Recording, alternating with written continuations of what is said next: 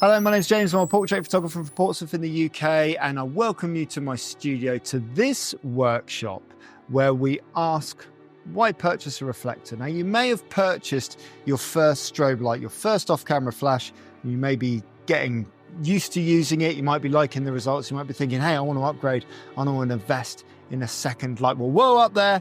Don't invest in the second light just yet. You can do whatever you want. You've got free will, it's up to you. But what I would look at doing is investing in a reflector first, because it's going to be a much more cost-effective, transportable solution for you for all of your lighting needs. The reflector I use in studio is one of these, and I talk about this on tons of my workshops. I bought this reflector around about 15 years ago and still use it to this day. It's a 5-in-1 reflector, and it's solved a load of problems I've had with portraits in the past. It doesn't need batteries, unlike a flash unit. It doesn't need any sort of real technical knowledge in terms of like electronics or transmitters or setting up groups or all that kind of thing. It's really one of the most natural things that you can use to elevate your portraits and take them to the next level. This one's a 5-in-1. It has a translucent disc in the middle. It has a silver side, a black side, a gold side, and a white side. For the first portrait here that will be taken with Jasmine, say hello to Jasmine, she's over here. For the first portrait here, we're going to leave the light and the settings where we were when we did our So You've Bought Yourself Your First Strobe workshop. And the simplest place to move the light first to get a different look in the portrait is just to move the light around 45 degrees this way, and just to give it a very slight tilt down.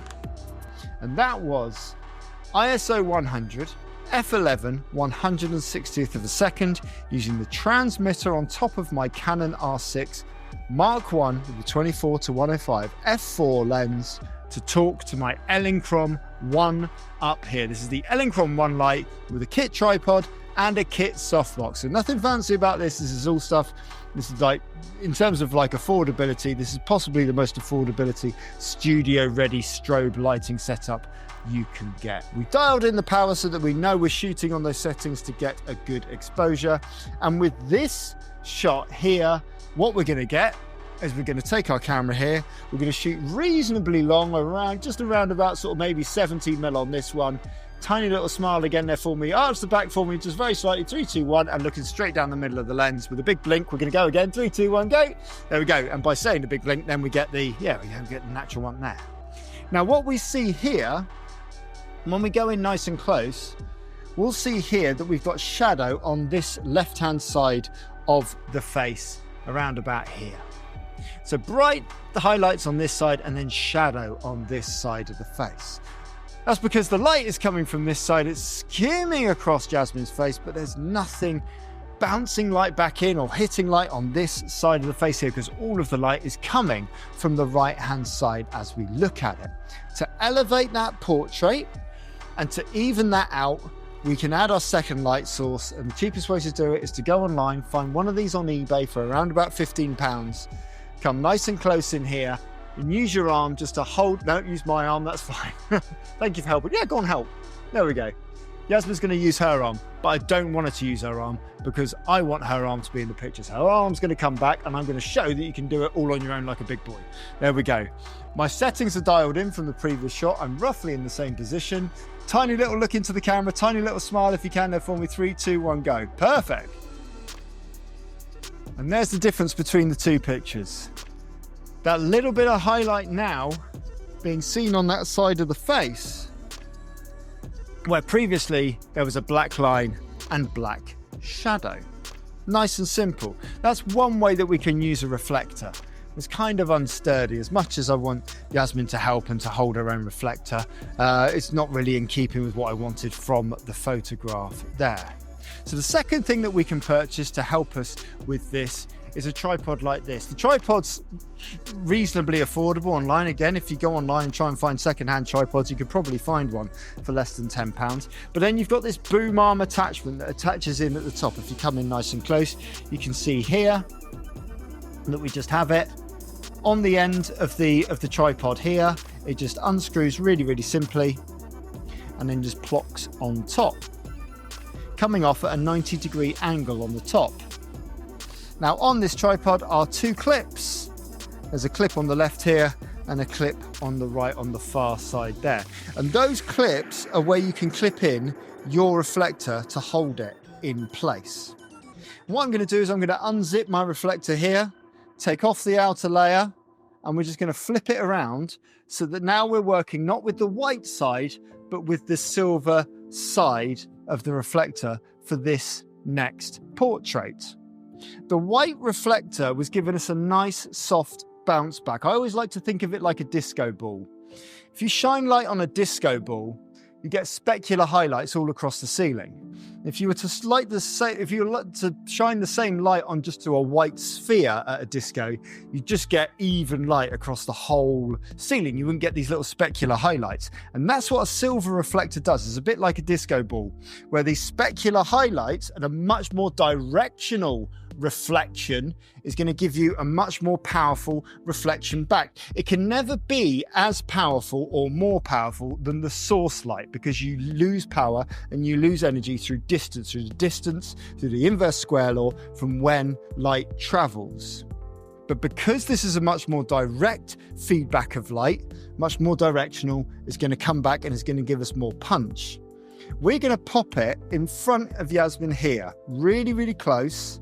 And we're going to angle it up very slightly towards her face there and just underneath the chin. With this as well, we're also going to move our light round this way so that the light is bouncing down and onto the silver reflector beneath. And what that's going to do is give us this lovely sandwich of light. If we go in super close now and just have a look at Yasmin's eyes there for me. Have a look at the two catch lights in the eyes that we can now see. One from the silver reflector and one from the light above. Part of the benefit of keeping the modeling light on in these lights means that we can see where light is falling on the face and also how other reflections within the picture are working. This light hasn't changed in distance from the subject, and it hasn't changed in terms of the direction in terms of feathering the light. So it's still roughly the same power. We're just going to get her to look straight towards us. I'm going to get as close to this light as possible. We're going to get her to lean in towards the reflector, and we're going to get her to give us a tiny little half smile again. 3, 2, 1, go, and relax. And there we see it. Beautiful light there falling straight on the face. We'll just show you the comparison by taking this reflector away. So we're just going to now turn this reflector here away from Yasmin, so that it's now not impacting on that shot, and we're going to take exactly the same shot and we're going to see the difference in lighting. And look at the difference underneath the chin on both of these shots here. Look at that uplighting. And that uplighting is what gives us a high fashion feel. By literally using a £10 reflector and a £10 arm, we have elevated our portrait way higher than that value to look like something that's a bit more on brand and a bit more on a fashion brand, which this sort of shoot is, showcasing off this sweatshirt from the wonderful people at Run R. There you go. The final way that we're going to be using the reflector here, as I take the whole stand away, is we're going to unclip it from our tripod here.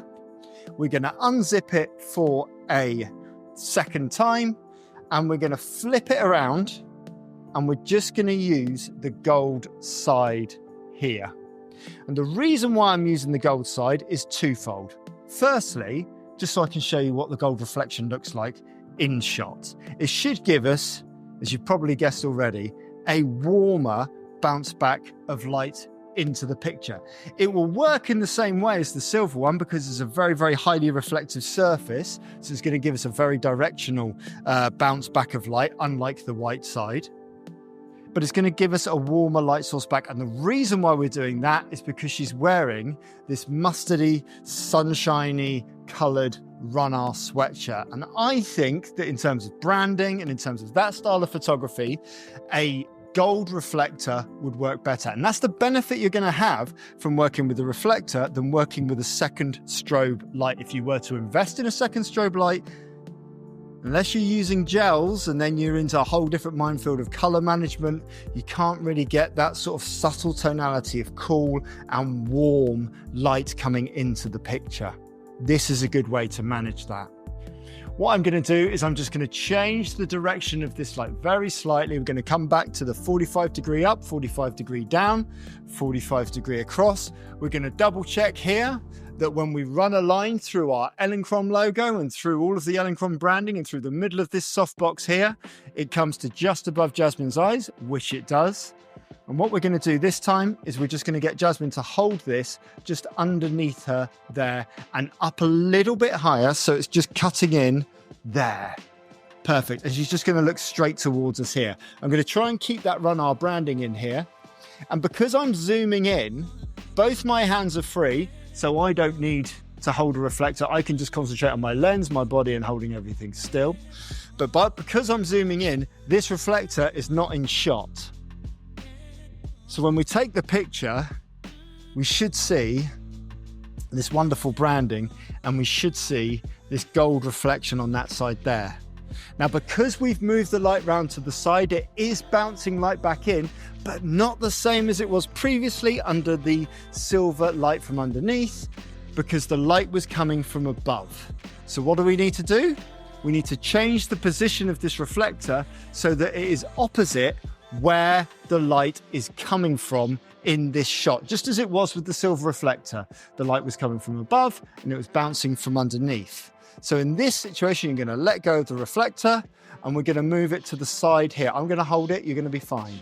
That's good. You're going to lean. That's it. Lean on the knee there for me, looking straight towards me. And because we've got it opposite to where the light is coming from, it should, if we get the angle absolutely right, bounce some orange light back into that dark side of the face and give us a really warm, summery feel for this shot. Because it's a branding shot though, and because it's a portrait, and because we like to see people looking happy in portraits, you're gonna have to give us a little smile, okay? I'll hold it again, leaning forward towards me, and 3, 2, one more change direction, and one more change direction.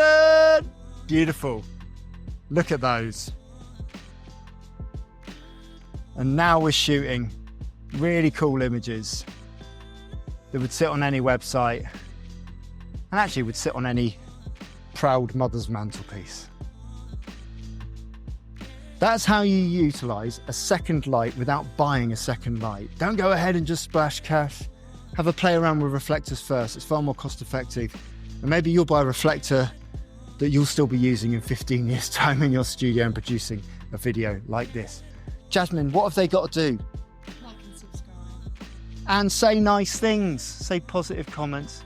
If you want to learn how to use a 1-light setup, a 2-light setup, and all the way up to a 3-light setup, and you fancy learning on a course from me, you can do. Visit nofussmust.com. A couple of things we need to set up on the camera as well that you might be asking. White balance. What white balance do I use when I'm shooting portraits? It's tempting to go to auto white balance. I wouldn't do that. I'd control my white balance by setting a degree in Kelvin.